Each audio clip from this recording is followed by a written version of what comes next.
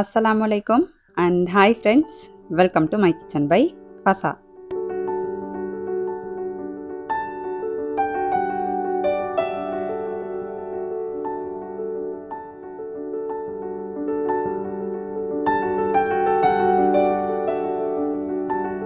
எந்த விதமான ரசாயனங்கள் கலரிங்ஸ் இல்லாம வீட்டிலேயே சுத்தமா தயார் செஞ்ச ஸ்ரீலங்கன் அனைத்து விதமான மசாலா பொருட்களோட நாங்க ஸ்பெஷலா செய்யற ஸ்ரீலங்கன் சத்து மாவு, பிரியாணி மசாலா, சுக்கு கோப்பி தூள், கொதிப்பால், மாசி சம்பல் உங்களோட வீட்டு வாசலுக்கு ஆர்டர் பண்ணி எடுக்கலும். டீட்டெயில் எல்லாமே டிஸ்கிரிப்ஷன்ல தந்திக்கிறேன், வேணுமெண்டா பார்த்து ஆர்டர் பண்ணிக்கோங்க.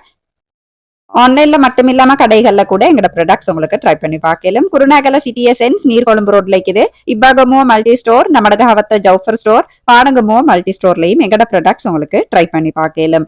ஃபசா ஃபுட் பாரம்பரிய சுவையின் ஞாபகம்.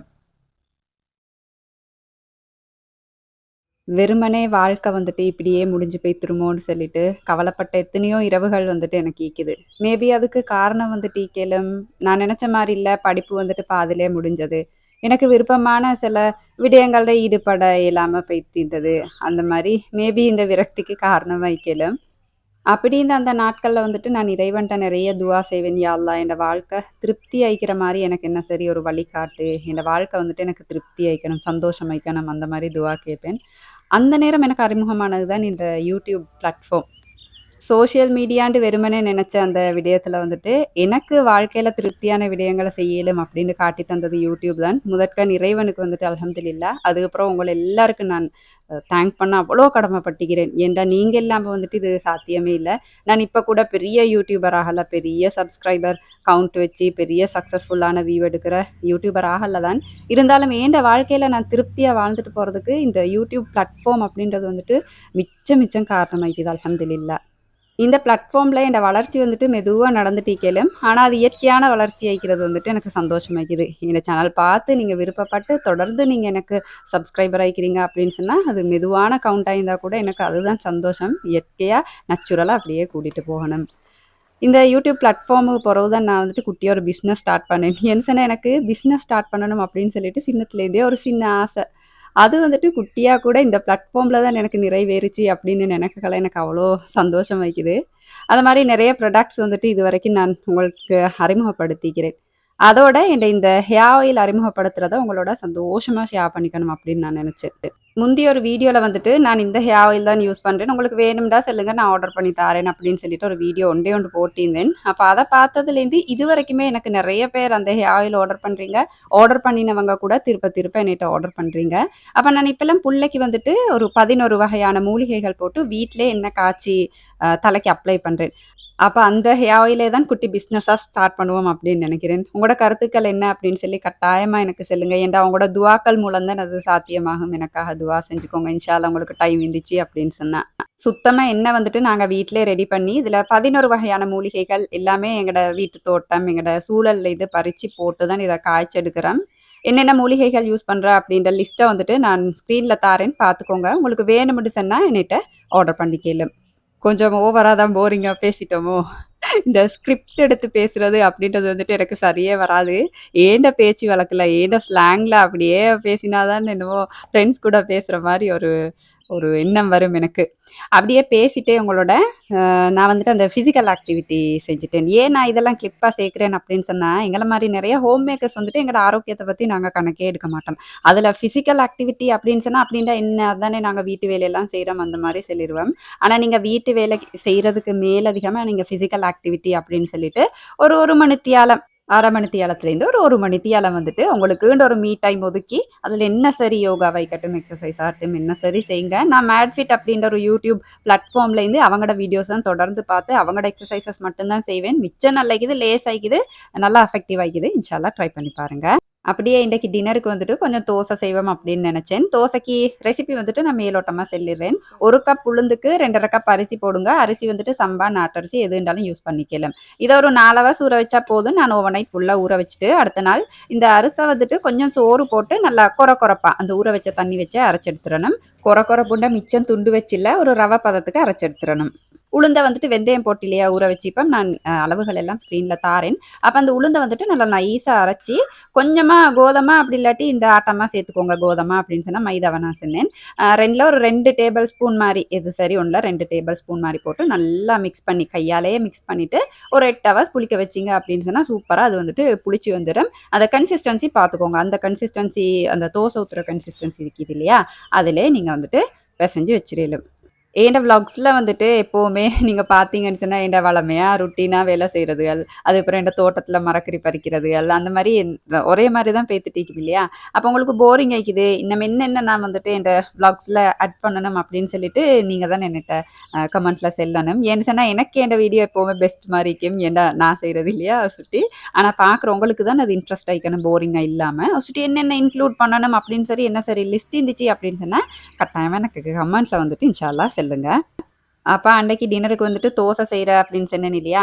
அப்ப காலையிலயும் பயறு போட்டேன். பயறு சைட் டிஷ்ஷா வந்துட்டு கொஞ்சம் தேங்காய் பூ, சீனி போட்டு குடுத்தேன். என் புள்ளைகள் வந்துட்டு விருப்பமா சாப்பிடுவாங்க.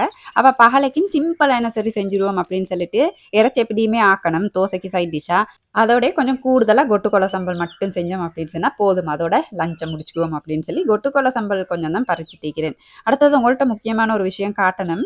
இந்த சங்குப்பூ இருக்குது இல்லையா? இது ஊதா நிறத்துல இக்கும். ஆனா இந்த வெள்ளை கலர் சங்குப்பூ வந்துட்டு என் வாழ்க்கையில இதுதான் நான் கண்டிக்கிறேன் பாருங்க. இந்த சங்குப்பூ கூட நான் மிச்ச நாளா முந்தி எனக்கு ஆசை இதெல்லாம் YouTubeலலாம் பார்ப்பேன் இதோட மருத்துவ குணங்கள் எல்லாம். பார்த்துட்டு இது எங்க கிடைக்கும், எங்க கிடைக்கும்னு இந்த பெலத்தவான வழிய தேடி திரிஞ்சுக்கிறேன். ஆனா எனக்கு இந்த சங்குப்பூ இப்பலாம் வந்துட்டு கிடைக்கவே இல்ல. அது பிறகு அல்லாவே பார்த்து தந்த மாரி இந்த குருவி என்ன சரி விதை போட்டா இருக்கும். ஒரு பூவாஸ்ல இந்த பூ கொண்டு வந்து இருந்துச்சு. அது பூக்கக்கல தான் எனக்கு இது சங்குப்பூ அப்படின்னு சொல்லிட்டு சந்தோஷமா அதுல வச்ச கண்டு தான் இப்ப வானம் வானம்னு சொல்ல சங்குப்பூ கண்டு வந்துட்டு நெறைய இருக்குது. அத மாரி இறைவனே இது கொண்டு வச்ச மாரி, இந்த வெள்ள சங்குப்பூ, இந்த சங்குப்பூ ஊதா இக்கும் இல்லையா? ஊதா கலர்ல இல்லையாக்கும். அதிலயே வெள்ள கலர் பாருங்க, உங்களுக்கு வித்தியாசம் காட்டுறதுக்காக வேண்டி நான் 2 பூவையும் வச்சு காட்டிக்கிறேன். இது பூக்க கலர் தான் எனக்கே புதினமா இருந்துச்சு. இது வெள்ள கலர் சங்குப்பூவா? அப்படின்னு சொல்லிட்டு, அந்த பூத்தது வாடிட்டு, வாடின பூ தான் உங்கள்ட்ட காட்டியிருந்தேன். அது வெள்ள கலர் ஆகிது. அப்ப இதையும் பத்திரமா எடுத்து ஒரு பக்கத்துல நாட்டி வச்சுருவோம் அப்படின்னு சொல்லிட்டு, ஒரு பக்கமா நாட்டி வச்சுட்டேன். ஏன்டா இப்ப மழை கூட தானே, சுத்தி அந்த வேரெல்லாம் வந்துட்டு அவிஞ்சு வருது. அப்ப இந்த வெள்ள கலர் சங்குப்பூடையும் வேர் வந்துட்டு அவ்வளவா நல்லமில்ல, ஆரோக்கியம் இல்லா போற மாரி எனக்கு விளங்குது. அது அப்புறம் அவசரமா ஒரு இடத்துல கொண்டு அப்படியே நாட்டி வச்சுட்டேன். எனக்கு வந்துட்டு இந்த கொஞ்சம் காலம் முன்னுக்கு, ஒரு பக்கத்துல அப்படியே தலைவலி, அப்படி தலைவலி வரக்கல சும்மா என்ன சொல்றது, ஒரு வாந்தி வர மாரி ஃபீலிங் அந்த மாரியெல்லாம் வரும். எனக்கு வந்துட்டு அது அவ்வளோ ஒரு இதாயிக்கும். அந்த நாளே சரியில்லாத மாரி, ஒரு வேலை செய்யலாம், அந்த மாரி நெறைய கஷ்டப்பட்டுக்கிறேன். நெறைய மருந்துகள் எடுத்தாலும், அதால வர அந்த பலன விட சைட் எஃபெக்ட்ஸ் தான் வந்துட்டு எனக்கு கூடுதலாயிக்கிற மாரி. அப்ப அதெல்லாம் நிப்பாட்டிட்டு, நான் இந்த ட்ரீட்மெண்ட் வந்துட்டு, இந்த சித்த வைத்தியம் இருக்குது இல்லையா? அந்த ஒரு டாக்டர் பேசினத கேட்டு இந்த இஞ்சிய நல்லா இப்படி தோல வலிச்சு விட்டுட்டு, குட்டி குட்டி பீசஸா கட் பண்ணி, தேன் பானில அப்படியே ஊற வச்சுரணும். ஒரு 1 கிழமை, 2 கிழமைக்கு தேவையானதை அப்படியே செஞ்சு, உங்களுக்கு ஃப்ரிட்ஜ் கதவுல அப்படி வச்சீங்கன்னு சொன்னா, உங்களுக்கு யூஸ் பண்ணிக்கலாம். காலையில எழுந்த உடனே நீங்க தண்ணி குடிச்சிட்டு, வெறும் வகுத்துல ஒரு ஸ்பூன் மாரி அப்படி சாப்பிட்டு வந்தீங்க அப்படின்னு சொன்னா, அந்த தலைவலி வந்துட்டு லேசாகும் அப்படின்னு சொல்லியிருந்தாங்க.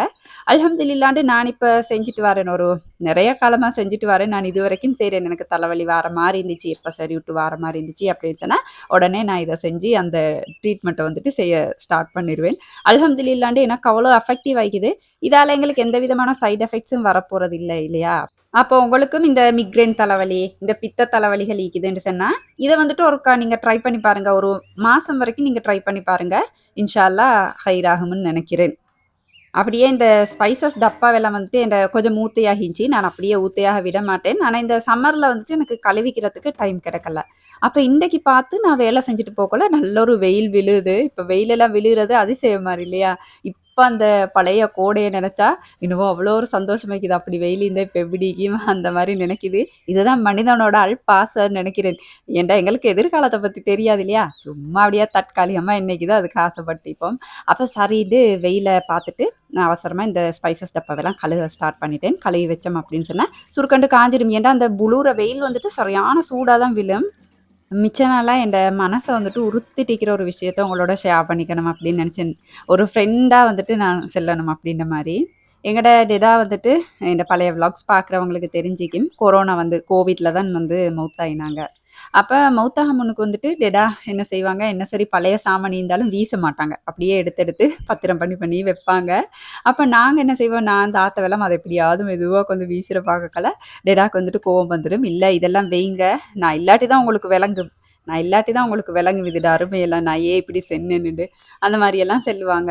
அப்ப அந்த டைம்லாம் வந்துட்டு டெடாவ பெருசா அப்படி செல்றத வந்துட்டு கணக்கெடுக்க மாட்டோம் இல்லையா? அது சும்மா செல்றாங்க, கோவத்துக்கு செல்றாங்க அந்த மாரி நெனச்சுட்டு இருந்துருவேன்.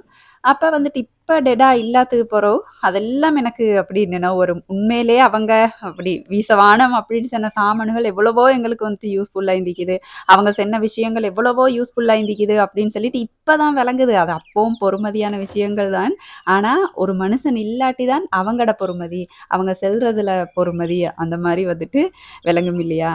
அத மாரி தான் இந்த அலிப்பேர மரம் ஒண்டு எங்கட வீட்ல இருக்குது. அது மிச்ச நாளா காய்க்கவே இல்ல. அப்ப டெடா சொல்லுவாங்க, "இத வெட்ட நாங்க சொல்லுவோம், "இத வெட்டிருவோம் டெடான்னு" கேட்டா, "இல்ல இத வெட்ட வேணாம். புல்ல" அப்படின்னு தான் சொல்லுவாங்க. "வெட்ட வேணாம் புல்ல. இது இன்ஷா அல்லாஹ் காய்க்கும். காய்ச்சாலும் நல்லா காய்க்கும். அது அப்படியே இருக்கட்டும்னு" சொல்லுவாங்க. அத மாரி டெடா இருக்கக்கல இந்த அலிப்பேர மரம் அவ்வளவா காய்க்கல. ஒரு தடவ அந்த மாரி காய்ச்சுச்சுன்னு நெனைக்கிறேன். இப்ப வந்துட்டு மாஷா அல்லாண்டு அவ்வளோ காய் அதுல.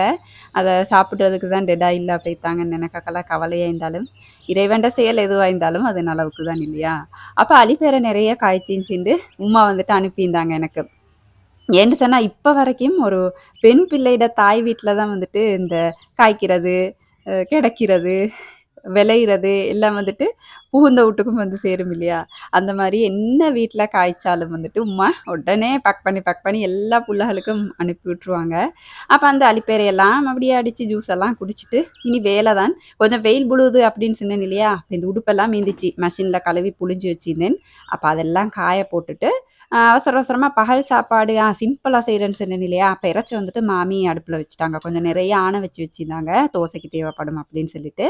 அப்ப நானும் வந்துட்டு குளிச்சுட்டு புள்ளைகளையும் முழுகாட்டி விட்டுட்டு, இந்த கொட்டுக்குள்ள சம்பளம் மட்டும் செஞ்சு புள்ளைகளுக்கும் சாப்பாடு தீத்தி விட்டேன். இந்த ஆயில் வந்துட்டு நான் முந்தினண்டு தான் காய்ச்சி வச்சிருந்தேன். அடுத்த நாள் வரைக்கும் நல்லா ஆறி அதோட அந்த மூலிகை சாறெல்லாம் வந்துட்டு இறங்கின பிறகு தான் நான் வந்துட்டு இப்படி வடிச்செடுப்பேன். சில சிஸ்டர்ஸ்மார் எனக்கு பர்சனலா மெசேஜ் பண்ணி கேட்பாங்க. அதுல ஒரு மெசேஜ் வந்துட்டு என் மனசு வந்துட்டு அவ்வளோ கவர்ந்துச்சு. என்னன்னு சொன்னா, அவங்க வந்துட்டு டிகிரி முடிச்சிக்கிறாங்களாம். ஆனா, இப்ப வந்துட்டு ஹஸ்பண்ட் விருப்பம் இல்ல அப்படின்றதால வீட்ல இருக்கிறாங்க. ஆனா, அவங்களுக்கு பிரியாணி வந்துட்டு நல்லா செய்ய வருமாம். ஃபர்ஸ்ட்டு பிரியாணி சம்மந்தமா என்ன சரி ஒரு ஃபுட் பிசினஸ் செய்ய இயலுமண்டிக்கிறேன். எனக்கு என்ன சரி ஐடியா தாங்க சிஸ்டர் அந்த மாரி கேட்டிருந்தாங்க. எனக்கு அவங்கள பார்த்து ஏன் அவ்வளோ ப்ரவுடா இருந்துச்சுன்னு சொன்னா, சில பேர் இந்த டிகிரி எல்லாம் செஞ்சுட்டா நான் டிகிரி ஹோல்டர். நான் எப்படி இந்த ஆக்குறதுக்கெல்லாம் செய்ய இயலும்? அந்த மாரி யோசிக்கிற காலம். அப்படி யோசிக்கிறவங்க ஈக்கிறதுக்கு மத்தியில வந்துட்டு, இவங்க எனக்கு டிகிரி இருந்தாலும் பரவால்ல. எனக்கு இப்ப பிரியாணி நல்லா வருது. நான் என்ன சரி ஃபுட் பிசினஸ் ஆக்கி கஷ்டப்படுறதுக்கு நான் ரெடி ஆயிக்கிறேன். அப்படின்னு சொன்னது வந்துட்டு எனக்கு அவ்வளோ ஒரு பெருமையா இருந்துச்சு. உண்மையிலே உங்களோட ஹஸ்பண்ட் வந்துட்டு உங்கள எவ்வளோதான் நல்லா பார்த்தாலும், நான் இது ஹஸ்பண்டுக்கு குறைக்கி அந்த மாரி சொல்லல. உங்கள எவ்வளோதான் நல்லா பார்த்தாலும், உங்களுக்கு ஃபினான்ஷியலா எந்த தேவையும் இல்லாம இருந்தா கூட, உங்களோட செல்ஃப் கான்ஃபிடென்ட்ட நீங்க வளர்க்கறதுக்காக வேண்டியாவது, நீங்க ஃபினான்ஷியலா இண்டிபெண்ட் ஆயிக்கணும் அப்படின்றது தான் என்ட கருத்து.